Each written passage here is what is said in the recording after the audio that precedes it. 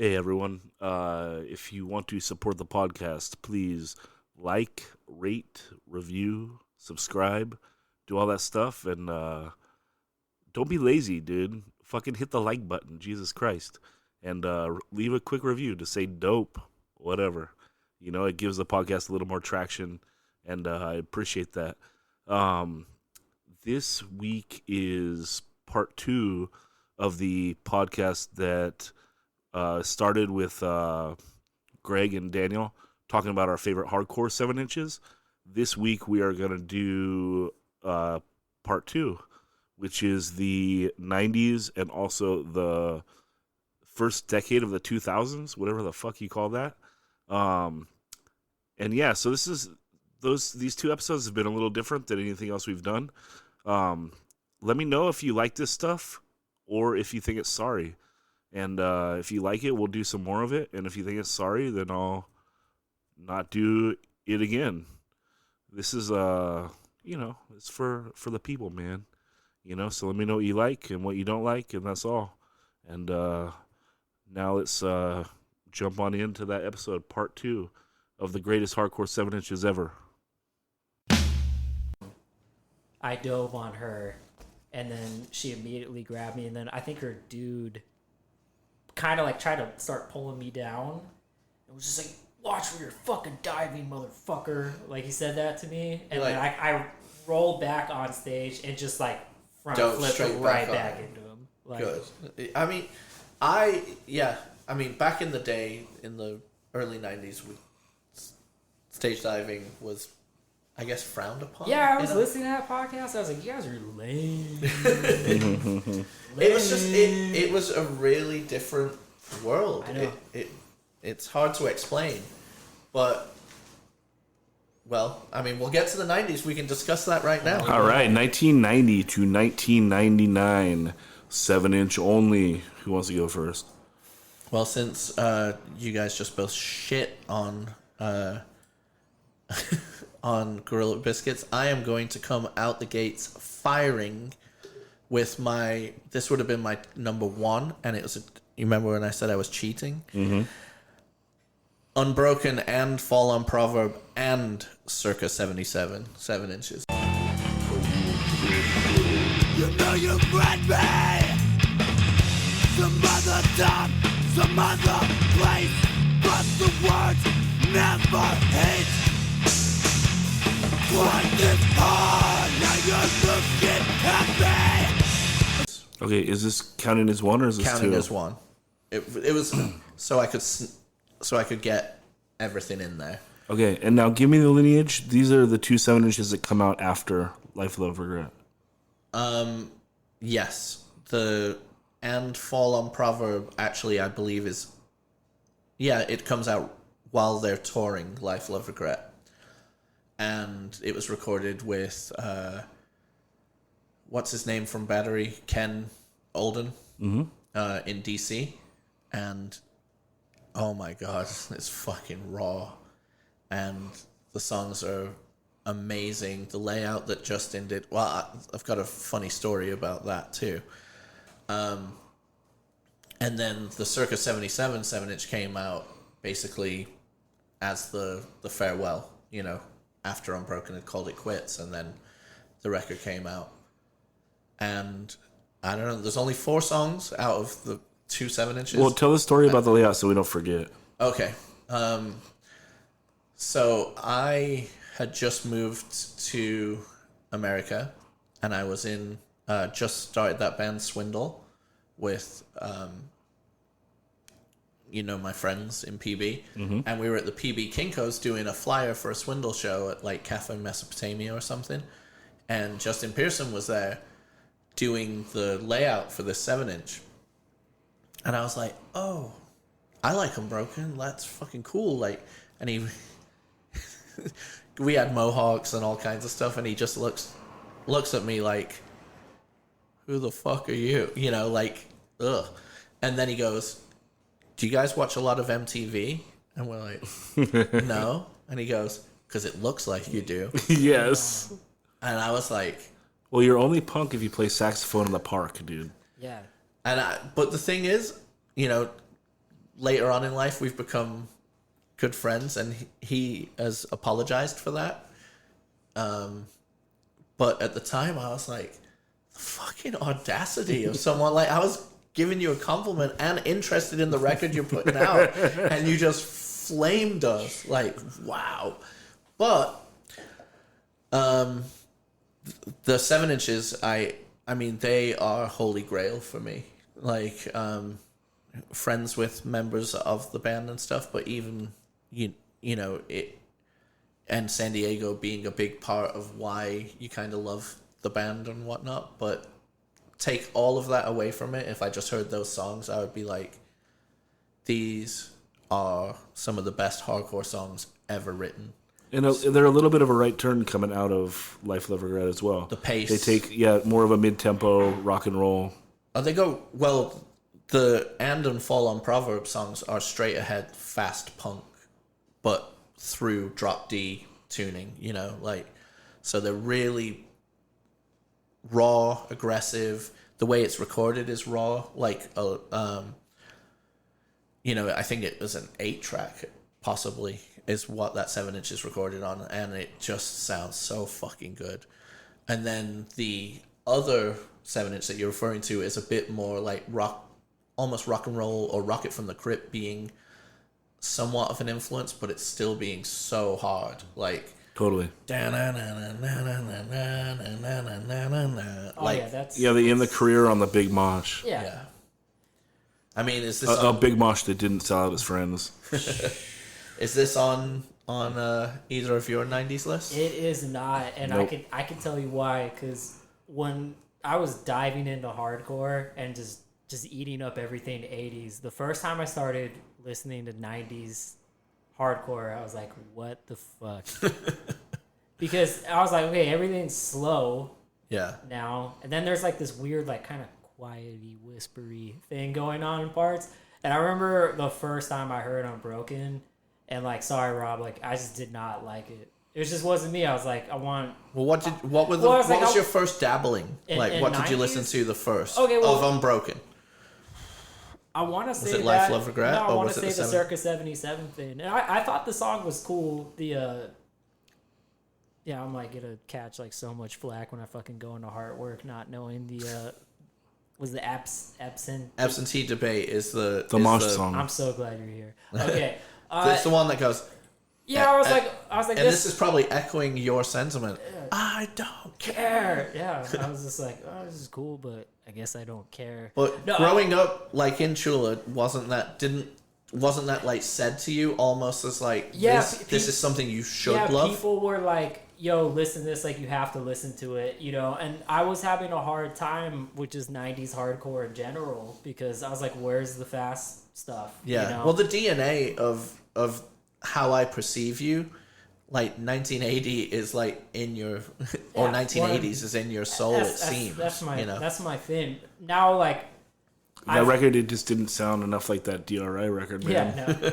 Back to No, but here's the thing, like, now, like, I can come back and listen to it, and, like, dude, Razor is a fucking, that's just a fuck, that riff is literally a fucking Razor. Yeah, well, when we come know? back for the LPs, Yeah, so it's just like, this is like sacrilege to San Diego shit, but it's just a band that I've, like, never really given the time of day to. And it's also, too, where it's like, I feel like you kind of just, whatever, nowadays you can find out about anything and, like, really dive into something, but I feel like I just, like, missed that. So yeah, and I know how it is when, I mean, like, for example, a couple of the things that we've talked about in the 80s that, no, you're supposed to like this. And, I'm told, like, United Blood better be your fucking favorite record, or you're not a real hardcore kid, And it doesn't grab me as much as when my appreciation of, or when my deep dive coming out of being like a punk kid and being completely overtaken by hardcore is while this is happening. Yeah, so absolutely. It is my DNA. yeah, it's gonna be, you were right there in the mix with all this stuff. So I'm listening to these records after hearing, like, I don't know, Judge, New York Crew, or diving into that kind of stuff. And then you hear this, people are like, you should like this, you should like this. I'm like, I'm just not feeling it. You know? I mean, when I heard like Firestorm for the first time, I was like, this sucks. There's a hot take for you, baby. I was like, this. You're gonna hate my number 2 pick. Yeah, that's fine. That's fine. Look, like here's the thing for me, and this is just stupid. This is a millennial ass opinion right now. Like, I love Destroy the Machines. Like, that thing is so well put together, and like there's such a. Are we allowed to flip the table on the? Flip it.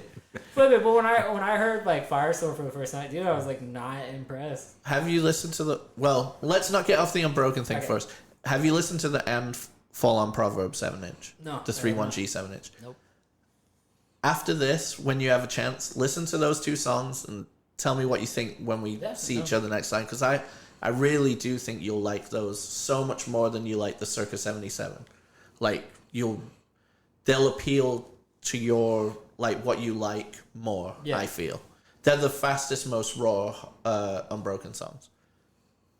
All right, hit with one of yours, Greg. For my 90s, let me pull up my notes here.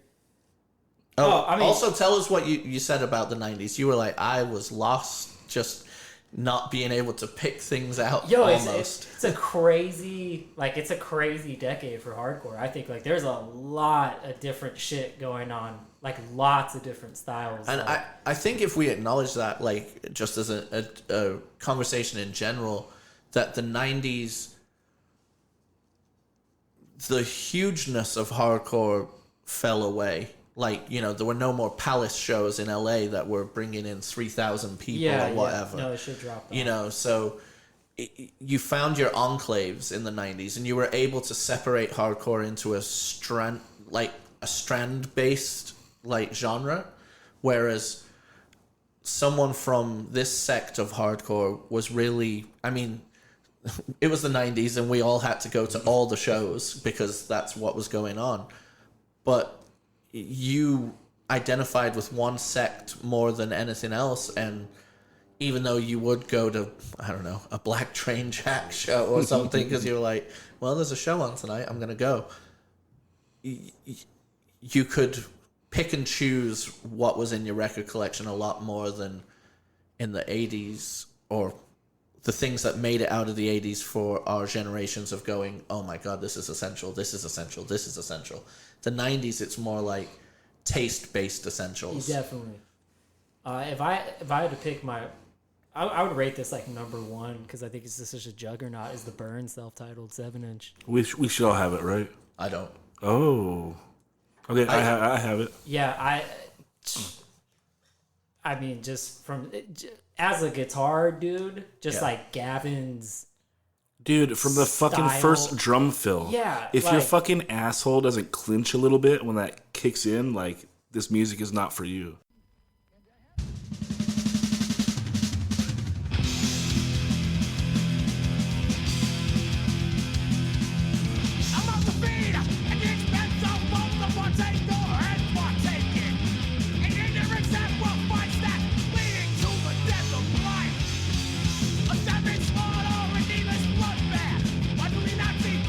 Straight up. I mean, you shall be jugged.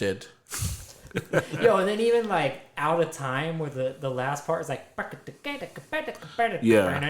just putting that kind of style, and then you get it's an attention to detail that's like unheard of. Well, their influence runs deep, even if it's not acknowledged by the people that were influenced by them. Do you know what I mean? Like, someone may not realize that like this sound is kind of ground zero is the Judge. I mean, is the Burn record. I mean, from anyone from Bane to. But Bane was very. No, Bane was very upfront. Like, they were upfront. Burn. Yeah. But I'm saying like from Bane to God, what's the band from Long Island that I'm thinking of? The Mini Dreads. VOD. Yeah. Things like that, like they would never have existed without that. Do you know what I mean? Without that kind of technicality on guitar. Yeah, there's like there's this noodly vibe. There's like jazz chords being thrown in, and then you're just getting some of And the effects, most like an effects pedal. Yeah, like masses of pedals. You're getting just like absolute dance floor. But Snapcase, would Snapcase exist without it? Yeah, No. like you get these just parts that are. Oh, so now Burn's not perfect anymore. No, I think from start to finish, Godhead, Out of Time, just hearing it, Chaka's delivery on everything, dude, just busting into like the spoken word, kind of just free flowing. This is it's just, this very well maybe my favorite piece of hardcore music there is. Wow. Yeah, it's that good. I mean, to start off with "Shall Be Judged," just a fucking banger, and is sonically so aggressive but so full sounding. And I mean, Chaka's vocals are insane. I'm on board with like the message, you know, like it's kind of a. And I mean, this is going back to it, like, you know, if you didn't see them, almost how cool and how like ill it was amplifies in your brain because you didn't see them at the time, and it just, you know, I think I was 1 year late, like, and I don't know if they came out here or not. I never saw them until like 2 or 3 years ago. That's what I'm talking about. But that's a different thing. California, and then even another. But fanzine pictures, I'm just like, Shaka like, looks fucking hard and cool, and you know, like, I don't know, and it's also just, even back then, I was just always thinking like how fucking rad it is to see people of color in hardcore bands, like to continue on a, you know, trajectory, especially coming more so just East Coast bands, because it was more of a legendary, like, weird thing, because you don't have the peers at the shows that are a little bit older than you telling you about, oh man, when they came through, or blah blah blah, because they were a mystery thing to those guys as well. Do you know what I mean? Yeah, and even I think it might have came out in the early 2000s, and I don't know when it was recorded, but it was called Last Great Sea. That's another just. It got recorded right around the same time, the early 90s, and I don't know why it took so long to get re-released. It got re-released like in 2002, something like that, but it was a 90s recording. On EVR, those songs right? It got re-released on EVR. No, it's a 3-song on Rev. On Rev. I love that 70s.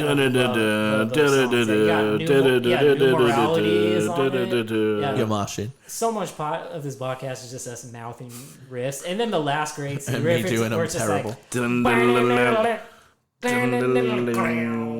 Just crazy. Yeah, that's it. But sonically, it doesn't stand up to the self-titled. The self-titled one sounds wild. Yeah, that one's a little more thin. Yeah, the production on the little muddy in some cases. And what was the last thing I was gonna say? The self-titled Burn is a perfect record. And they nail it with a good slow song too.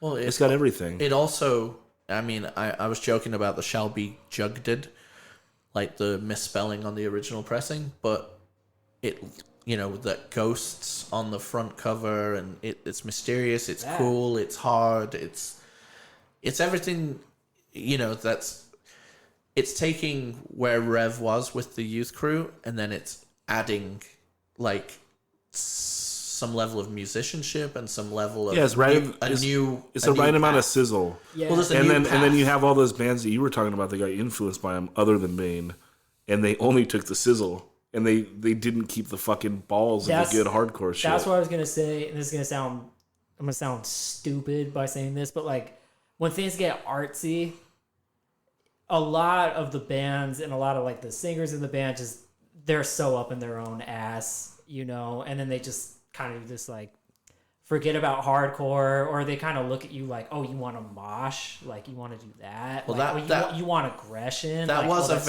that's so passe. Like how, like, you know, and like when you hear that Burn 7-inch, like there's a lot of thought. Like deep, like it's got everything, but like you said, it just has that aggression, it has that punch. It still makes it hardcore. Well, Yeah, it's the first pathway into post-hardcore. Yeah, I don't get any Do you know like what I mean? pretentious vibes when I listen to that 7-inch where I'm like being excluded from it, or like It's a right natural progression, and this will lead us on to another pick that I have, which that's the East Coast version, and then the West Coast version, that's the new kind of newer path, is the Inside Out 7-inch, and that's one of my number picks. 2.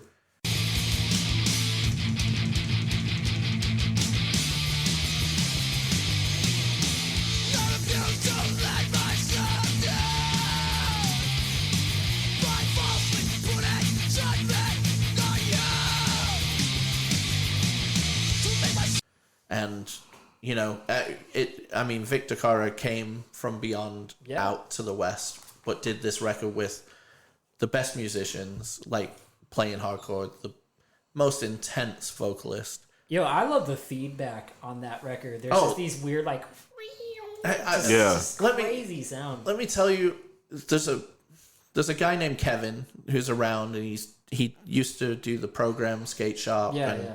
He's like an old skateboard journalist dude, and has done skate companies and stuff. He's quite strange. Shout out to Program Skate Shop though for just letting all ages hardcore shows happen in their business. Never. I said program. I didn't mean program. Now program is so in my head when it's referring. Oh, okay. I mean Overload. Okay, we'll still shout out to Program. Yeah, shout out to Program. Overload in shout out San to Max Diego. Woodco for that Retaliate Take Offense show last year. Yep. Yeah. But so this guy's weird, right? And this is when one of the first few years I was living in North Park back in either like 98, 97, 98. How much was then. rent for a studio apartment back then? I wasn't even at a studio. I had a 2-bedroom, 2-bath for it was me and Sam from the setup, and we shared that place, and it was $520 for a 2-bedroom, 2-bath. Fuck me. Around that time. Now I can only imagine. And milk was a nickel. Yeah, but this guy Kevin, I saw him on the street over by Claire de Lune, and I'm like, "What's up, man?" He's like, "Oh, you live over there?" And he proceeded to walk past me, go all the way into my house, walk right into my bedroom, pull out the Inside Out 7-inch, put it on, listen to side A, listen to side B, and then left. And I was like, that was really fucking weird, but respect. You know, like that was so strange. But you know, if you're gonna do it for a certain record, like respect, because it's not, you know, what needed to be said other than just. Yeah, I was just like, all right, see you later. But I mean, side A and side B, like the first song and the last, I just can't even. There's no dud. There's not a dud. There's not a dud, but there's also. I mean, just listen to those. Bass lines. Bass Like lines. Yeah. Like, I just wonder if I never thought about Inside Out kind of being like the West Coast burn, but I like that you put it that way, because I wonder if both those bands stretch it about as far as I can take. Like, my palette is very straightforward hardcore, and they are on the outer boundaries of what I like, or at least like what my favorite shit is. And I think that's a really interesting way to put it. well, I think what they benefit from, and you know what defines them, is that they were following all these bands that had just done really great things, and they had to go just they do something a little bit different, but still be anchored in the genre, and that's where it really develops, you know. When you're an emotion was allowed in the 90s. Emotion was up front in hardcore, like not aggression, like opening your soul. Do you know what I mean? Yeah, when you're roasting a marshmallow, it's the best, like right before it falls off the stick. Like you gotta get it right on the fire and be patient, right? And you want it right before it falls off the stick. And I wonder if that's what Burning Inside Out are. Because like everyone right after, like they just took it a little too far, ran a little too close to the sun, and fucking you're just bored. fell off the stick into the fucking dirt. And they added 3 more guitar pedals to the array, and yeah, I can see that, you know. And do you have anything else to add about Inside Out? Because they're your number 2, you know. Oh yeah. Were they on your list, Zach? No. No, I think the 90s are the hardest for me. Yeah. There's like a million honorable mentions because some of the stuff that I thought was the 80s actually stretched to the 90s, and then a lot of stuff that I thought was early 2000s was in the 90s, and so it was like, oh, this is fucked. Yeah. So they didn't make it. Neither did I love the second Chain of Strength 7-inch. It didn't make it. I love the Bulldoze 7-inch. It didn't make it. It was like nothing but a beatdown. That was probably number 6 because you talk about another record that started a style. It was like a blueprint band. Like no one had moshes that slow. One of Daniel's favorite styles of hardcore. the beatdown. Well, man, that stuff is like a lot of that slow mosh stuff is so big now, and like it's not so big. It is like the thing. The majority of hardcore right now is that. I mean, trace it directly back to that Bulldoze 7-inch because no one else would do a breakdown that just goes dun dun dun dun dun dun dun dun dun.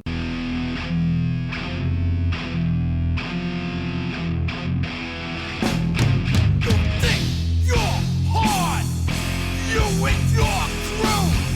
Now it's time to see if you're true. So show some respect. I mean, it's Neanderthal at its. But it's so entertaining and like No, like that CD, the final Beatdown CD, That which has- is their has the whole, comp, which is right? everything. Yeah. It's got it's like a demo, the 7-inch, and then the what is it like the East Coast hardest Assault. or whatever, New New York's Hardest, hardest yeah. 2 songs or whatever they're on, dude. When we used to tour, like you would think like, oh, you start getting tired, like put on Raining Blood, right? But it's like you've listened to that fast music so much of your life that it's like I can go to sleep to death metal. You know what I mean? But like the thing that would keep me up is putting on that fucking Bulldoze record and headbanging to it. Do you think I can't see the influence of Bulldoze in IC breaks? I mean, it is pretty upfront with some of the In Control, especially like. Hey, that song, The Truth. Oh yeah. too, where I it's don't like- care about your feelings. I don't care. I made you cry. I don't care. I wasn't there for you in your trying time. Hey, This is a lot. This is a lot of coverage for an Hey, honorable mention. I saw Kev one mosh in New Jersey during Trapped Under Ice, and I was just like, dude, you could just see a man literally cause ripple effects of like rows. Of Well, human when beings. OMDB played our very first show in New Jersey, the other bands, it was a big fest. We were there with Bane, and God Below was playing as well, and Stickman was moshing to them.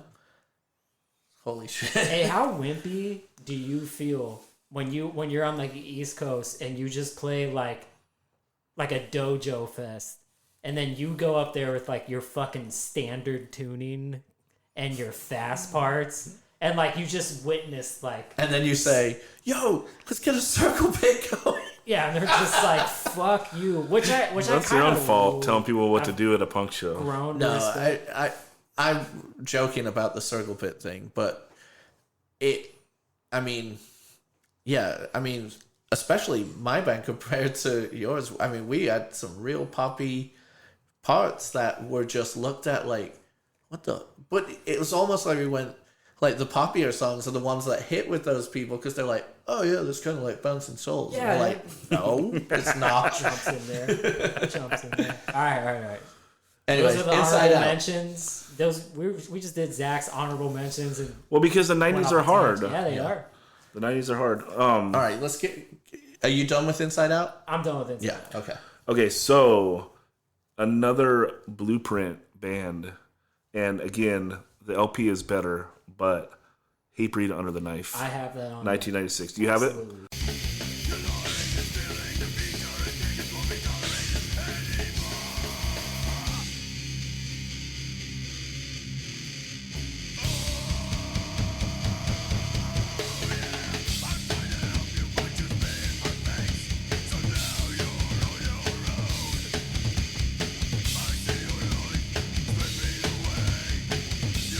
Okay, if you want to talk about a before and after band, it's Hatebreed, Satisfaction, Death of Desire. Literally, LPing it. I know. But this is the blueprint for the LP, and that record is so important. Literally, I feel like before that LP came out, hardcore was like, the songs were written with like a build-up intention. And it was like more about a sing-along. And after that record, every single hardcore song since has had a breakdown in it. Unless it's like a gimmick song. Like, here's the fast one where we don't do a breakdown because it's a gimmick, because it's the fast song, guys. You know? It's pretty much when you're writing songs. But everyone talks with each other. Yeah, but like literally, like it's like every song after that record has a breakdown.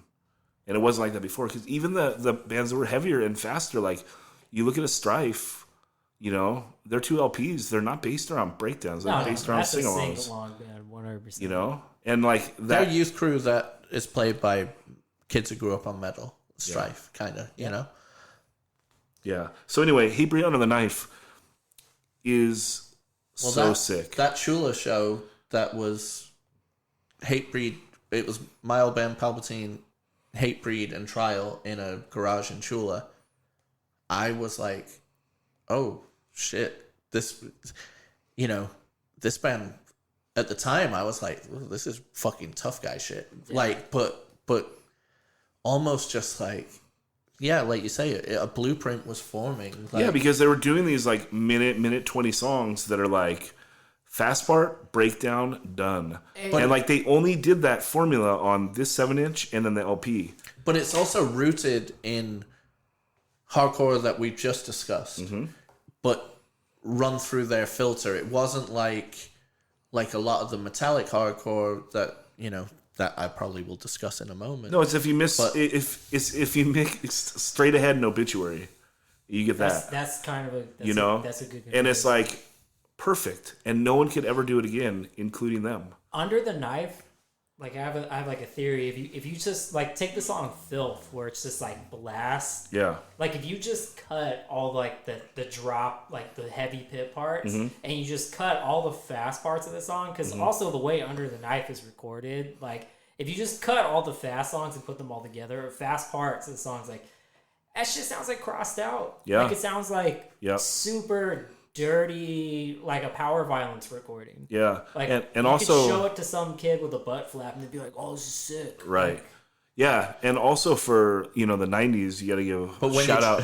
When you drag the knuckles and add the breakdown, then the kids who are like, oh, this is sick, are like, ah. Hey, I have seen people get converted after listening to a Hatebreed thing because it's executed so fucking well. Yeah. I was going to shout out to the piccolo snare, because that's another like That's 90s trope. 90s thing that Unbroken also. Yeah. Integrity. The first also. E-Town record. Yep. Another one that we'd get on the LP, but well, I don't know. The E-Town Fuck the World 7-inch. I forgot about that one. I just turned my headphones to the side just to represent E-Town. I gotta see what year the Fuck the World came out. That might have to jump in. But yeah, Hatebreed Under the Knife. Fuck. They played Ventura Theater this one time, and it was a rare show with no barrier, and like there was a bunch of Nazis there, and it was shocker. It was Hatebreed, Poison the Well, and it might have been the Bane. I think it was Bane guys, because I remember them like seeing a couple of them like laughing when I was stage diving, because like it's pretty hilarious. But it's fucking Hatebreed, and they were playing songs off Under the Knife. Yeah, you know. Anyway. There was like this. Well, they would do shows as being called Under the Knife when they would jump in on a show or doing something this was their tour. On a more DIY level. This was their tour, and so anyway, like all the like, there's Nazi and security fight, and it's like during Poison the Well, and who gives a shit? Like we weren't watching them anyway, you know. And you were out back getting your hair dyed. Nah, there's no ins and outs, but anyway, so everyone sketchy gets kicked out, and then it's just like, oh, this is fucking amazing, like. We get to watch Hatebreed. There's 300 fucking people here, you know, or 500 or some shit, and like no barrier at Ventura Theater. And so, like, of course I'm gonna stage dive. It was like one of the greatest shows I was ever at. This in is my definitely life. pre-Monster Energy drink sponsored Hatebreed. You're witnessing at this show, or were they? That might have been. I can't remember because they did the first LP and then they toured off it for like 5 years. Yeah. Because I only saw them. I saw them at the showcase like right after the record came out, and then I saw them at the Ventura Theater show, and I don't know when that would have been. If it was Poison the Well, it had to be like 2002. They toured off Satisfaction for a million years, but half the tours they did on that were like metal. They were playing with and there was like the festivals and stuff. opening a lot of metal shows and stuff. No, it's great, and dude, the more people that hear that record, the better. I mean, that's one of the greatest pieces of music ever. So, anyway, that's Tape Read, Under the Knife. That's 3 of my 5 are now. 3 or 5 are done. Yeah. You want to shout out another one, Daniel? Yeah, I'm gonna do another cheap beat. Earth Crisis, All Out War, and Firestorm.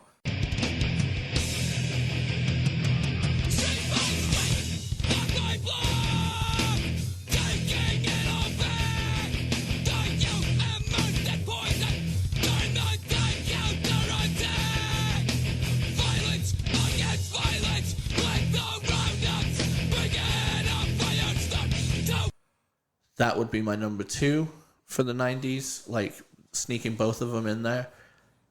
The Firestorm 7-inch, it is absolutely game-changing, and I'm telling you, as a young straight-edge kid, I don't think my backbone has ever been straighter and filled with more pride than the way that band can like weaponize your, feelings towards society on a straight edge level. I don't know. I'm not wording this correct enough, but the 2 7-inches are like unbelievably different sounding, yet are 100% the same band.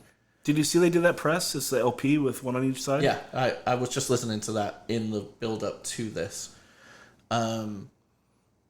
Because... Brilliant idea. The great thing about All Out War is it's so 90s. The fact like there's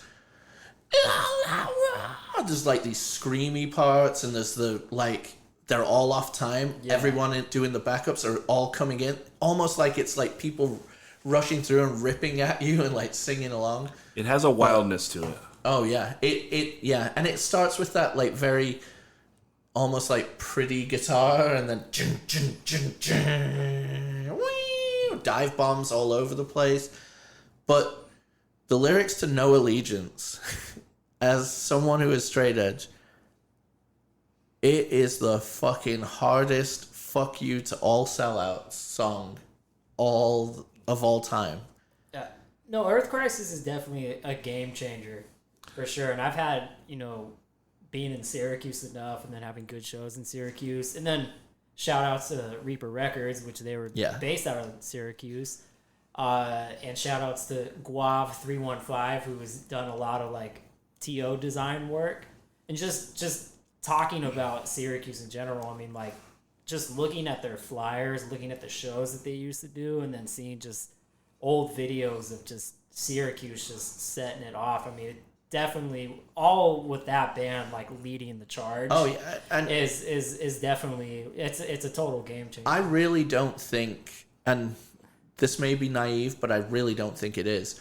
I don't think veganism would be where it is across America without that band. Straight up. And we're talking just veganism in general. In general. I'm talking about it seeping into other cultures, coming out of this culture, and it just running so deep. I mean, they're the Well, what was pushing veganism through young people in the 90s other than Earth Crisis? Yeah, I mean, I'm sure some other vegans or even correct me on that one. Even people being vegan in spite of Earth Crisis. A lot of people, because the 90s, the one thing that you can guarantee is that, pre-internet, it was all one giant game of telephone. So you heard one rumor about Earth Crisis, and then it amplified to the next person who spoke about it, and then it amplified to the next person. Like, they would come to town and, like, if you had cheese on your sandwich, they'd fucking smash you or something. But then you see them and you're like, these are all skinny little, guys. But you still, I mean, I was in awe of them at the California Takeover and the shows that they would play in San Diego. I was just like, Don and I would go into Jamba Juice and put our name in as a Carl Crisis because we were like, oh yeah, this is so healthy. It's just like Earth Crisis. But the All Out War 7-inch, every single song on it is fantastic. In the build up to this, I was reading the essay about the use of the word fetus in the thing, which is ridiculous. Even to this day. You're definitely not going to... If you're a hardcore band nowadays, you better not be writing the word fetus in any of your releases. I don't understand.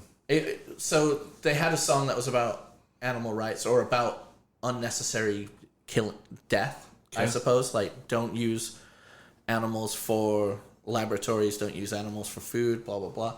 And they had a line, which wasn't even written by Carl from Earth Crisis, was written by this guy Shane Dungy, but they had a line in it that goes, for the fetus, for the rat, I'm butchering the line right now, but basically fetus was in there as like almost saying, don't use abortion as a form of birth control. People thought they were flirting with pro-life. Yeah, which hardline was pro-life, so they were on the line, and so they had to have an essay in the lyrics about it, and even the essay is dumb. Like, it's not dumb, it's saying their viewpoint, but I think it's dumb to suggest, It's gotta step up your pull-out game. Yes. Shout out to pull-out. But then you move from that 7-inch, which is a lot more organic, and you were saying, like, looking at those shows in Syracuse and looking back with the beauty of the internet now, we can look back and look at those, and like the Ben Reed era of Earth Crisis, guys fucking, he's the first person to do the raise the guitar over your head, play it, and dive into the crowd and all of that. Pretty just unbelievable. And then you go to Firestorm, and the songs on that 7-inch, the way that Firestorm goes into Forged in the Flames, and then on the other side, you've got what may be the most perfect, like, lyrical song, Unseen Holocaust, which is about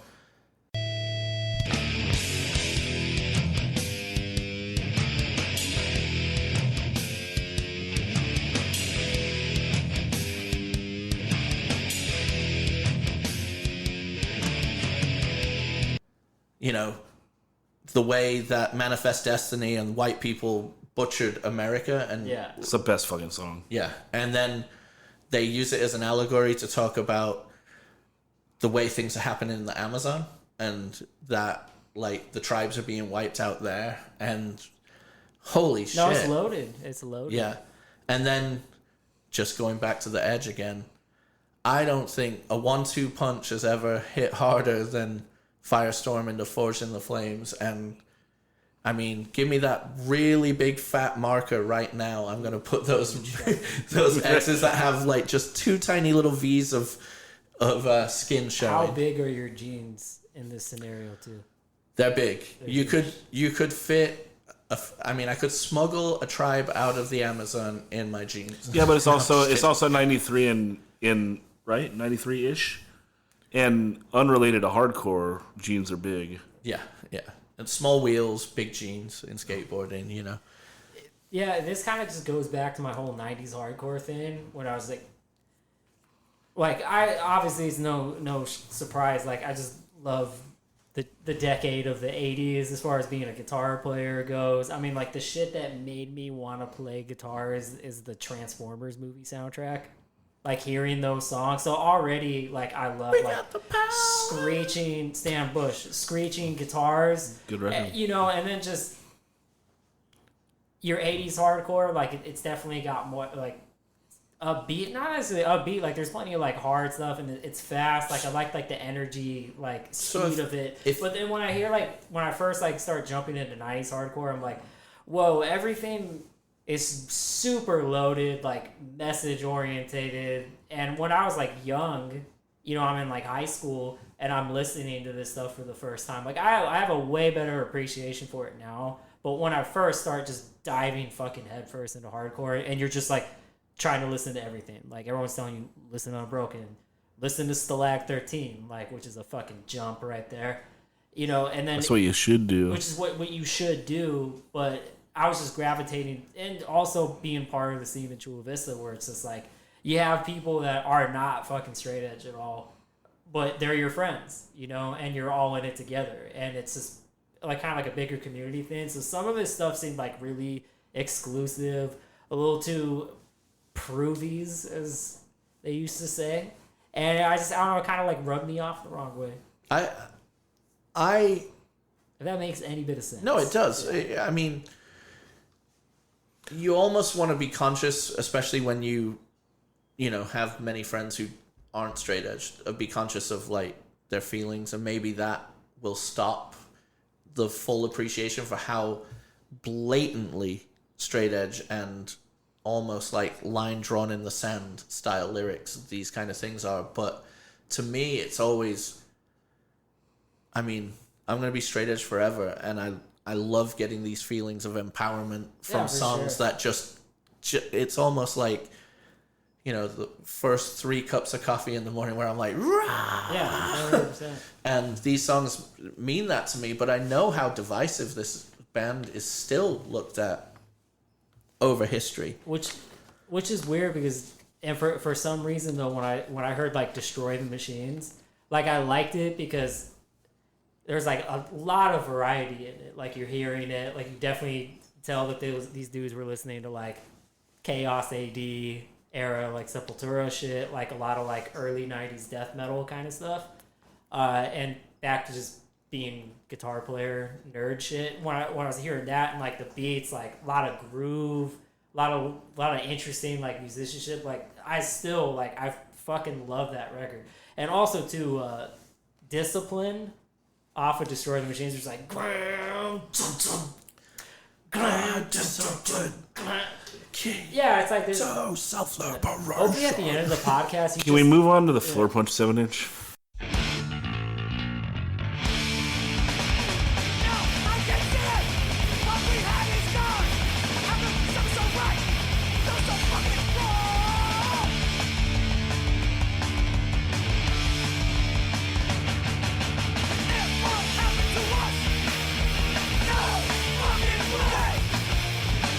I've got it on mine. Which is a great way to segue into Yeah, Floor Punch. because it's the change. It's the seat.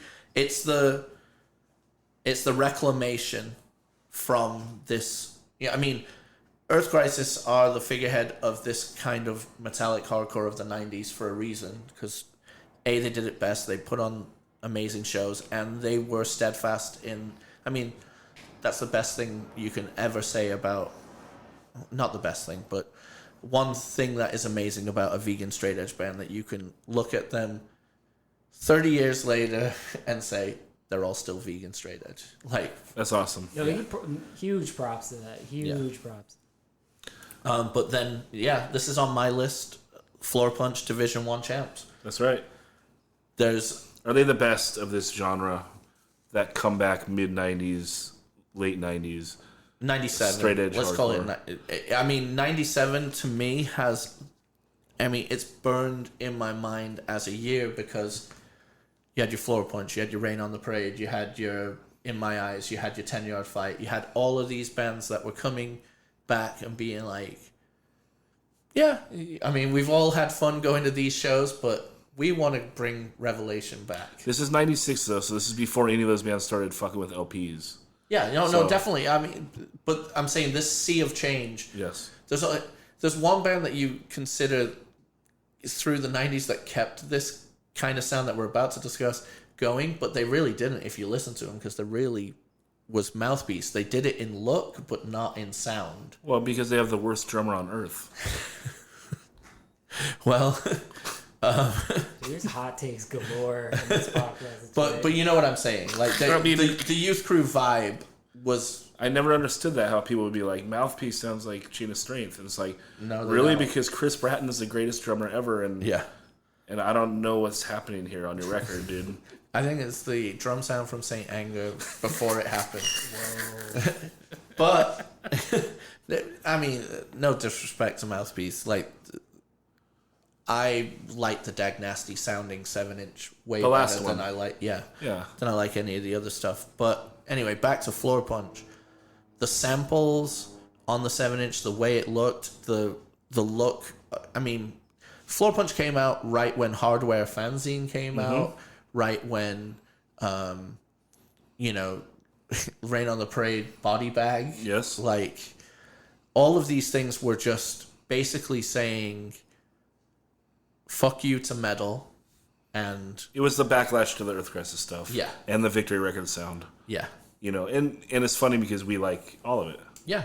I like all of it, but it was, Yes. this is something. Is the Floor Punch 7-inch on yours? It's not on my 7-inch. None of the Youth Crew Revival stuff is kind of on my list. But I will say though that Floor Punch definitely, I think, has aged out of all those bands. They have aged the best. And They're catchy. Yeah, those songs are just like, they're just written for just like absolute crowd participation. Like, But they're mean. they're mean too. Yeah. like They're really mean. Yeah, like it's just that perfect balance where it's like it's fast. Well, if you talk to those guys back then, it was like they didn't like a lot of the contemporary stuff, even the contemporary comeback stuff. It was like all they wanted to do is listen to Straight Ahead and Yeah, a breakdown demo. Yeah. So it makes sense. But Floor Punch sounds like it's very rev heavy too. Sure. Yeah, but there's a huge New York, like late '80s demo, New York hardcore demo influence. There's a little Oh, bit yeah. more of like the Igno in it, right? Like, Yeah. it's not super I'm saying well thought they out. take their vibe more from what these bands that they're talking about, like Cro-Mags, they take their vibe from that, but they also say we're fucking straight edge, and then on top of it, they channel sounding like, Chain as well as sounding like Breakdown. They mold those styles really well. I like the 10 Fight 7-inch a lot too. It didn't make my Yeah, list. it didn't make mine either, but at the time I absolutely loved it, and I don't know if it just dropped off. It's good. bit. I listened to it like probably 2 weeks ago, and I still like it. I think But- maybe just the fact that it's songs about football. Well, as an allegory, it's a little more football heavy on the demo. Although Yeah. straight edge what's brothers in the pit Pit of together. Equality.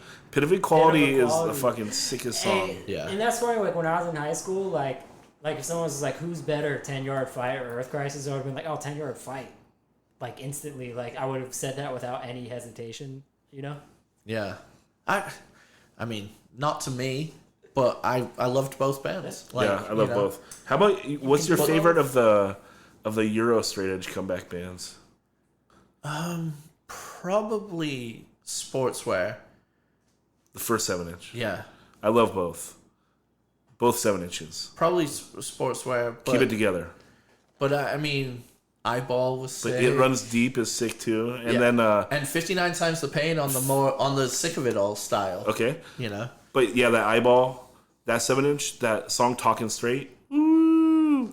That's fucking because crazy. that's one thing the Euros would do so well is like when you can only study something in its examples and not necessarily be participating in it, you're really gonna craft the best bootleg of it, you know, and really like live it. But I mean, down to the sneaker, down, when you're living your life based on liner notes and fanzine pictures, Oh, yeah, they're you're studying. yeah. The Keep It Together, that's another, like, almost would have made my list. And I love the Main Strike LP. Maybe that'll make my list for the 90s. I can segue into a 90s Euro 7-inch. It's on your list? It's on my list. Okay. And it's just right at the end, 99. It's going to be True Blue, The Ice. What's that coming from my eyes? It's a massive road of a race, standing in the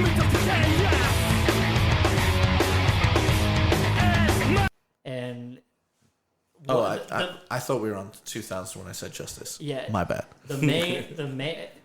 Another thing, shout out. You know, I'm biased. Because that's another Patrick Kitzel from Reaper. Well, it's a tie-in. It's on the same record label as all the bands I was just talking about. Yeah, and it's on Crucial Response. Age of Quarrel Worship. But just for them to be doing that style at the time, and it's bringing back what I call like ice riffs. You know, just that kind of. Like, first of all, the production on that 7-inch is so fucking killer. It's got this, like, weird reverse piano, like, swell that kicks in. You look at the artwork, it's like a vampire dude on the cover. I don't even know if I realized that was a 7-inch. I thought it was a CD. Because I think I just had it as a CD. And it's got a really cool layout. It's got really nice paper. And that goes back to what you were saying as far as, like, if you're a European hardcore dude, I mean, those guys are, like, analyzing and studying and listening to all these things. So just for a band to bring back this kind of, like, late 80s, early 90s sounding New York hardcore vibe where it's like you got a lot of Bad Brains, like we're talking like later Bad Brains, not like early 80s Black Dots. Yeah, we're talking like Quickness era style shit. So to take something like the grooves and the stomps from that and like Cro-Mag style riffs, and we're talking like later, like Best Wishes era Cro-Mag, not necessarily Age of Quarrel stuff, and just to kind of like package that together, like that's why I just got to give it on my number 5, like, and it still sounds like really crisp and clear. Production, and I think and it's great. Mean. Yeah, going back to the floor point. I mean, mean. Kitzel is the most straight up person ever. 100%. If he doesn't like you, he's not going to be nice to you. If he likes you, he's going to be nice to you.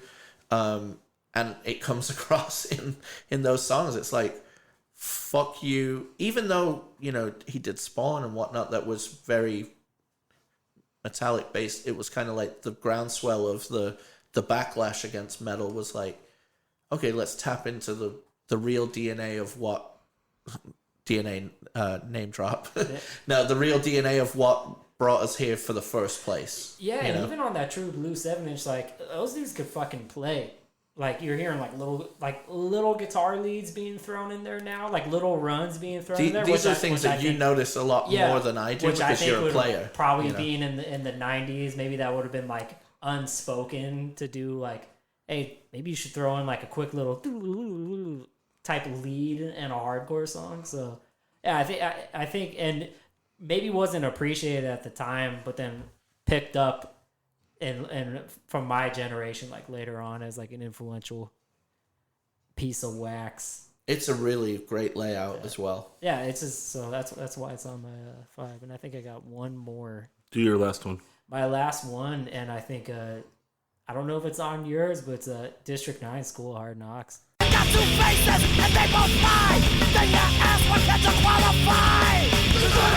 But yo, that shit is true. The smile in your face, so what the fuck you gonna do?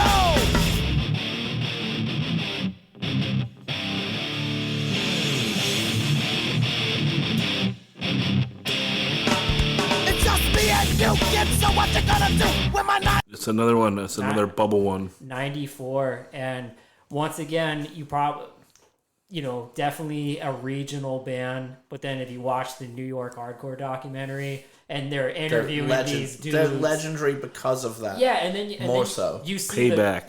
The time is now. Everyone knows it, right? Yeah, you done some shit to me that I just can't allow. Cause now I know you're full of shit. I also know that you're a fucking hypocrite. You got 2 faces and they both lie. Then you ask, why can't you qualify to join the crew? But yo, that shit is through. Because now I'm in your face, so what the fuck you gonna do? Yo, Payback is all fat.